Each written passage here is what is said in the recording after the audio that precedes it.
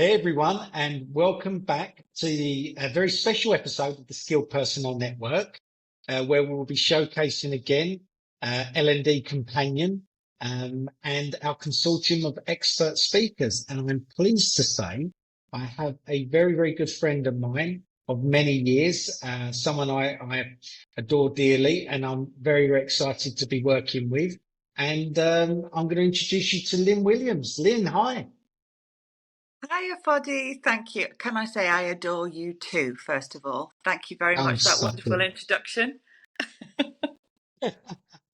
Oh, I appreciate that, Lynn. Thank you. And genuinely, have if I think about 15 or 20 years of working with you when you was a radiographer and a sonographer practicing, and through many different parts of your career, and why we got to where we are now, we're going to about to find out. So, Lynn, let me not race ahead.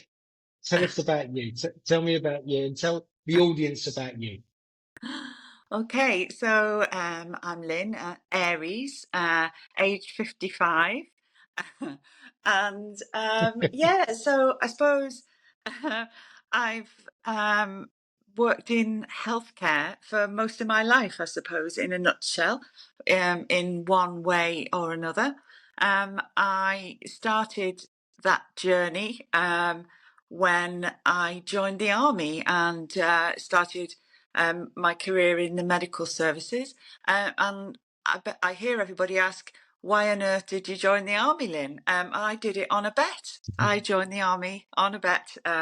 A friend of mine I was working with for, I don't know if you remember this company, there was an old electricity company called ManWeb. And I left school after doing my A-levels and I joined ManWeb in Chester on Sealand Road, and I was working there in personnel. And then I was moaning about it. I obviously had a bit of a reputation for moaning about it. So a friend of mine said, if you hate it so much, why don't you go and join the army? And I said, well, that's a good idea. So I went to the went to the recruitment centre in Chester, and yeah, I kind of passed all the tests. And because I had A levels, it was like, oh, you can go for something a bit bigger than just, being in the infantry. And they basically said they had spaces on a radiography course. So that's how I came about being a radiographer. So it all happened with a bet with a friend. And then yeah, so that's the opening bit of this story, I guess.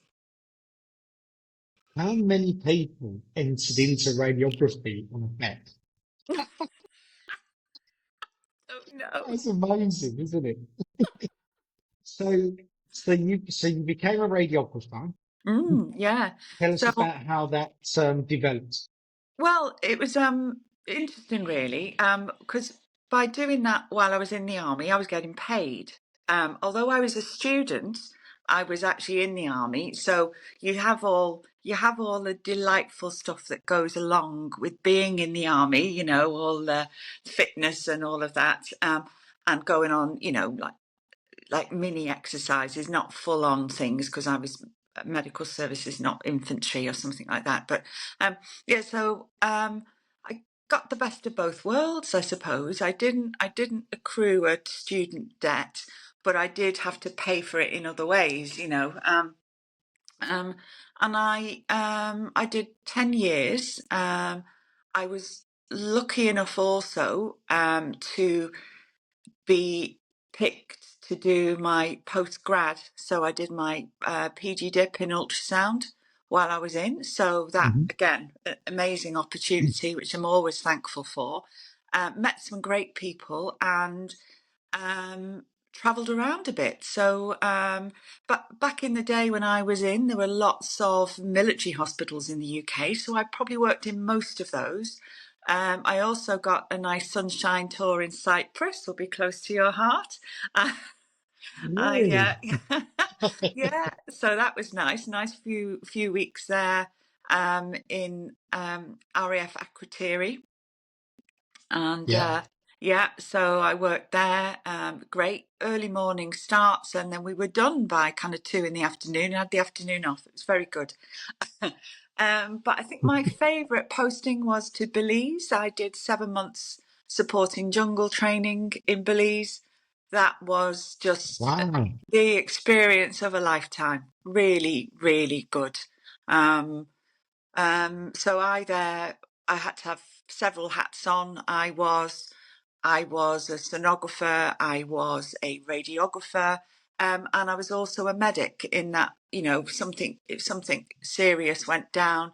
We had a guy once who, while I was there, who was terribly injured. He was stood on the back of a four ton truck, and another Land Rover came and reversing up to pick something off it. They didn't realise he was there, and he got trapped between the two and had terrible lower limb injuries. So we had to go when there was an American MASH that was nearby. Um, and one of them, they actually had a surgeon there. They used to take everything with them, the Americans, and Wow. so Yeah. they came along and helped us, and I helped do surgery on this guy's leg before we casevaced him back over to the UK. So um, Wow. lots of really amazing experiences that I so grateful for. Yeah, very, very good. Am- Mm, Amazing. And this is all having already qualified as a radiographer and mm, done the ultrasound. So yes. let's fast forward then, into your time working in clinically as a sonographer, and through that different sort of parts of your career here in the UK. Mm. Um, yeah, give us some sort of background on how you found yourself into maybe going into leadership as well. Yeah. So while I was in the army, I met my husband, Steve. He was in the Navy, and we were working in the same military hospital in Haslar down in Portsmouth. As sadly, Steve is no longer with us. He had terrible PTSD from serving in the Navy, and he was um, part. Um, of that terrible thing, or in the Falklands and stuff. And he chose eventually that life wasn't for him anymore, unfortunately. So that's a sad bit, a very very sad bit of my history. Um, Yeah, but I keep, I look back and remember, the fabulous times I had with him. So although yeah, it is sad, I am grateful for that. So that's the bit I hold on to really. But yeah, when we both left the forces, and then we both got jobs in the NHS, him in cardiology and me in ultrasound. So that's where my first bits in the NHS. I worked in Bangor Hospital in North Wales, was my first civilian posting, as I still call them. And then we moved to Oxfordshire, so I started working in the John Radcliffe. I did some work there, and then I went to Swindon. Probably the best people in the world. That department, that ultrasound department in the Great Western Hospital, um, was fabulous, and I learned so much from them. They were disgusted with me when I left, and they even wrote me a poem oh about wow, look at about that. daring to leave them. They were just bringing in, I don't know if you're familiar with this, Foddy, they're bringing in nuchal translucency measurements, where you measure the thickness Of at the back of course. the baby's neck. And you're looking Yes. for pointers to abnormalities. And I said, "Oh, I'm not getting involved in this." And I managed to find, find myself another job in the independent sector. So I never did a nuchal scan in my life. it's a standing joke between me and Mm. my old comrades in Swindon. So they even wrote a poem for me about Lynn not doing those damn nucles. So, so that was my last full time NHS job. After that, it was Yeah. all independent sector healthcare. Yeah. Yeah, and Mm. wow, I mean, interestingly, a theme for what we're looking to create with L&D Companion is that understanding of community and that understanding of bringing people along the journey and supporting with expertise, supporting with experience, with wisdom, um, and learning off each other. So, Mm. what was it about Great Western that made it such a great place for you to work? Oh, the the whole how can I put it? It was like a big family. That department, the radiology department, um, everyone looked out for each other, properly looked out Wow. for each other and checked in with one another if something had gone wrong. And I mean that across the board, not just ultrasound, every aspect of that department. I think it had good leadership. There were people at the top that took charge, but they also listened, and people's opinions were valued. Um, it was just a really, really pleasant place to live, and so to live to well, I felt like living there, but if to work, and it Yeah. was a really important part of my life. And when things went wrong, I think I've spoken to you about this once before, Foddy. I had a lady who coincidentally, I did all of her pregnancy scans. It was just the way it fell. It wasn't, it's just complete Mm. coincidence. She was coming in, and she was having more scans because she was having twins, and Right. she had some learning difficulties herself, and she was honestly, whenever went to the waiting room and realised it was her, it was like, oh my gosh, I'm really looking forward to catching up with this lady and her husband. Um, and then she was coming towards the end of her pregnancy, and they were going to induce her, early, because of Yeah. her own health, and because she was having a multiple birth.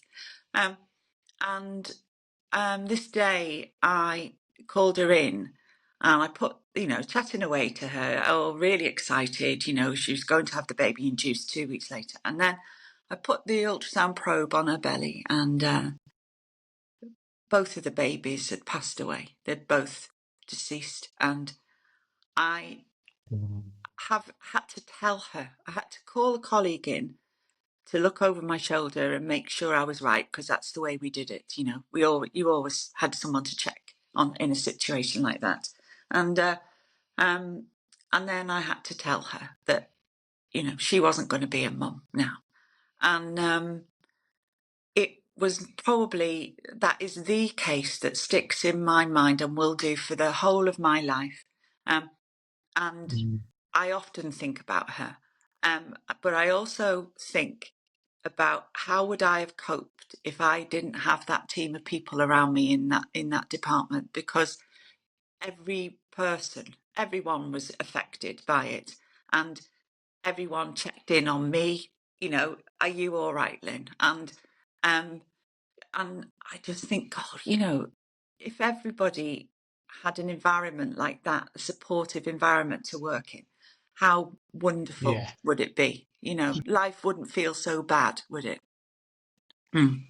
No, you're absolutely right, Lynn. And I think, you know, part of what we discussed around some of the programs we want to work on with L&D Companions support healthcare professionals in circumstances like that when they have to deal with difficult situations, difficult conversations and stuff like that. And so that to be able to equip people with communication, because it's, there is things that can, we always talked before about the nature versus nurture, and some mm, people may be uh, naturally better communicators, but the reality of it is that communicating bad news is a skill.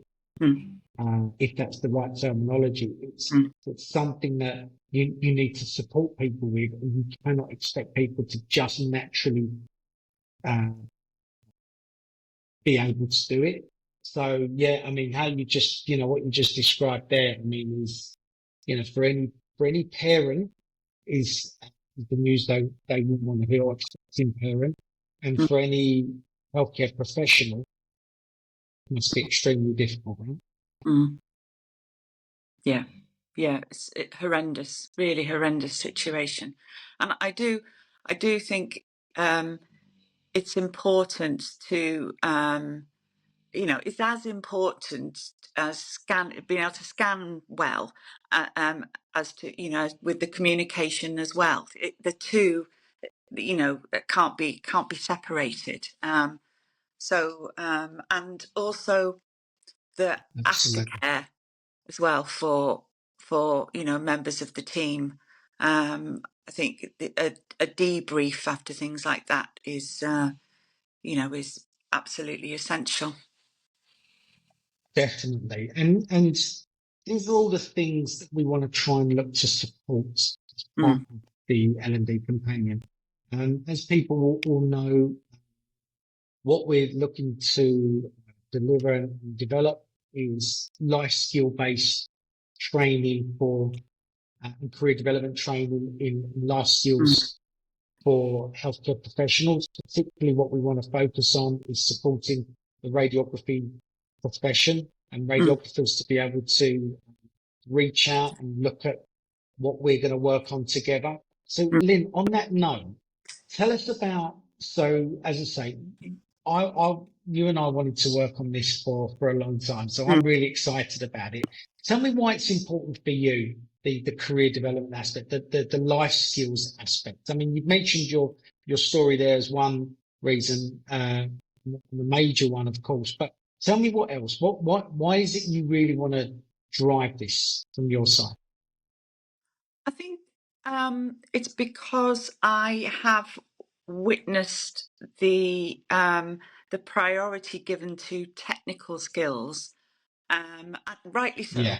Absolutely, you've got to get your job right. I'm not to want to imply anything other than that, but I do think there is a big gap then between technical skills and kind of human factors and all of those soft skills as they get called, um, and I think Yeah. um, there's although the awareness of all that is better now, it's far better, but I think there is so much more work we could do to support people on a daily basis to get that culture going of Yeah. saying to someone, oh, are you all right? You're looking a bit quiet today, how are you doing? And it's about, I suppose, about people's general mental health, you know um, in the departments, and just checking in and making that check-in a habit and something that just comes Yeah. naturally. And I think if that could happen, then work would be a better place.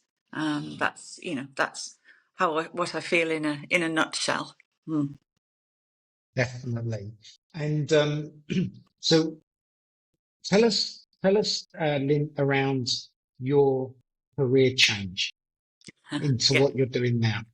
yeah. So I've uh, I think I'm a natural nurturer, I suppose, and I've and I suppose on the back of what happened with my husband, I've always been interested in mental health and how we can support people to improve their mental health. So and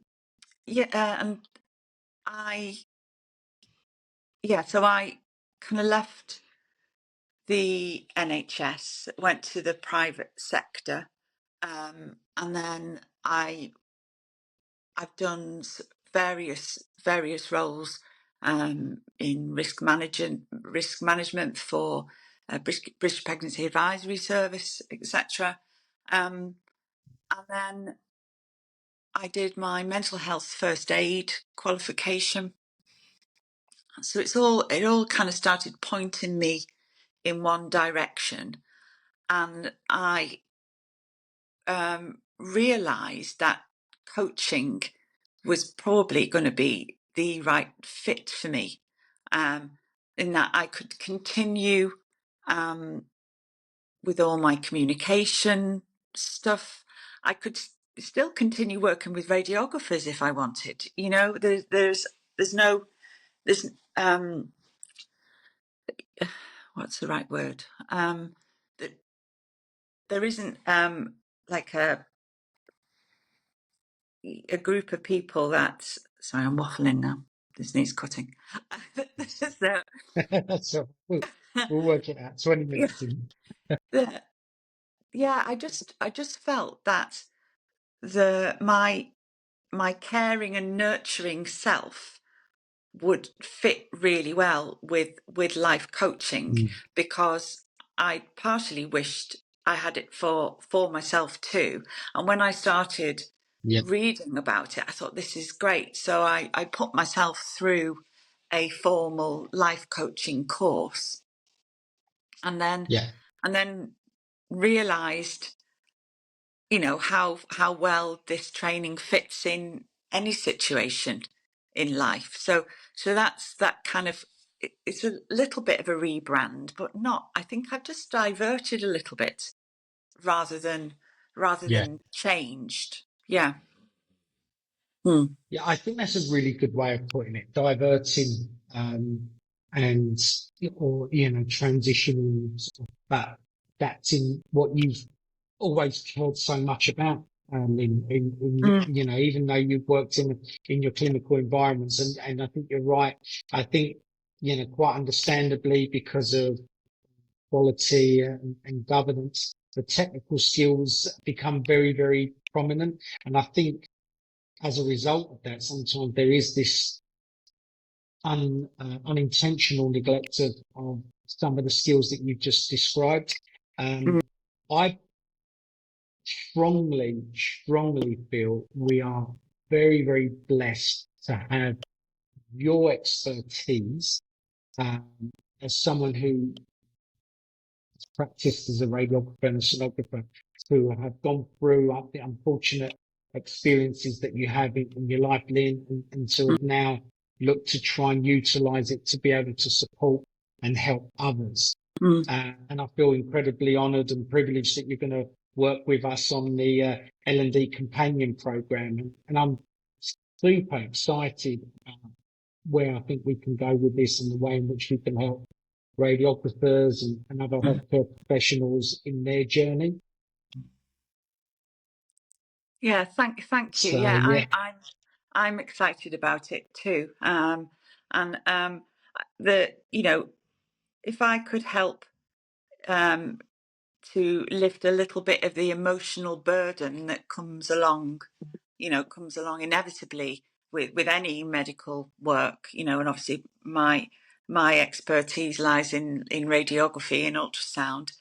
If we could help a little bit with that, then and that would be great. That would be a win-win for me. Brilliant. Oh, well, what a great way to end this one on a win-win. Lynne, thank you so much for your time today, and for all the listeners listening in. We're going to have some amazing topics to discuss, Lynne, with Lynne on the L&D Companion Program. Can't wait for you to join us on it. Lynn, any last words from you? No, just to say thank you so much for inviting me on here, and yeah, I am very excited to see what happens in the future, and working along with you and the team. Yeah, thank you very much. It's an absolute pleasure. Looking forward to it. Lynn, thank you very, very much. Thank you everyone for joining and looking forward to getting cracking with the L&D companion. Thank you very much. Thanks, Lynn. Thank you. Bye bye.